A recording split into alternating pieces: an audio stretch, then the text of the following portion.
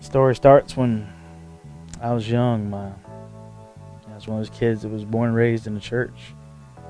My dad was a pastor, and my grandfather was a pastor. My grandmother is still a pastor. She's married to a pastor. It just kind of runs in our family. And I remember as a young child, I started a relationship with Christ. I don't remember the exact time or day, or it's one of those things that I really remember it, and I lived a good life, as a child growing up and building a relationship with Christ. When I was about 12, my life got flipped. My uncle shot and killed himself. And it really was one of those things that it just turned our whole world. And by the time I was 16, my parents were out of church. Didn't want any part of it. By the time I was 16, I didn't want any part of it. People at church are always wanting me to be there and do things, and I wanted no part of it. I didn't want no part of this God. I didn't want no part of what He had to offer. How could He do this in my life? High school, I was a typical small town guy. I was a star athlete, had friends all around me. Got hurt when I was a junior. Pretty much knew from there that I wasn't going to go to college playing sports. My life was changed again. So I turned to I'm a jock mode. I'm popular, so we're going to party every chance we get. Turned to the guy that whenever there was a party, everybody called because it wasn't a party till I showed up. It went down from there. By the time I was 19, I was a full-blown alcoholic. I was drinking about a half-gallon of whiskey a night. I'll never forget, after one night partying, I woke up with black stuff all over the walls, and it turned out it was my stomach line. Doctors told me, keep going, you'll die by the time you're 27. It scared me, but didn't scare me enough to stop. I just filled my life with other stuff. God was as far away from me as I could possibly make it. Met my wife. We dated for a while and got engaged. And we had a good life. We were young and lived in a big city and made a lot of money. Spent a lot of money. Had fun doing it. And we decided it was time to slow down and have some kids. So we moved down to Alabama, to the sticks again.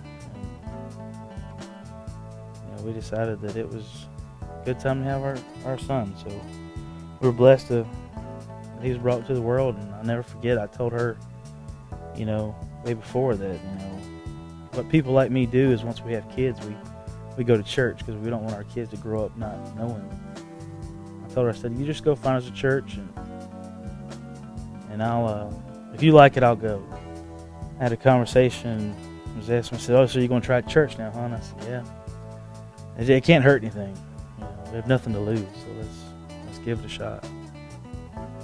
He used my son to bring us back into church. That was my reason. I didn't care I didn't want to come to church. I just wanted Ty to have somewhere to grow up and learn, to have at least some good morals to stand on. Never forget, we were here a couple weeks, and my wife's grandma passed, and so we left to go to the funeral. And got a phone call one day, and it was a random Alabama number, and I was like, "Who can this possibly be? I don't know anybody down here. I don't know who this could be." So I didn't even answer it. It just happened to be this pastor that we met just a couple weeks ago at his church. Simple message. It just said, "Hey guys, we're thinking about you. We heard about your grandma, and we hope that you guys are doing all right. If there's anything we can do, please just let us know." So we continued on coming to South Point. We got connected with some families, and God put some people in our lives that have completely changed my wife and I both. Just by them being obedient and following what He told them to do, they've really poured into us and made us understand where we need to be. Still, I can't get over the fact of how far I ran. Never forget, though, when I finally stopped, I said, all right, God, here I am. Whatever you need me to do, I'm going to do it. And I wasn't ready for it. He laid calling on me that I had ran from for 30 some years. And it was just one of those times where there was nothing I could do but say, okay, I hear you.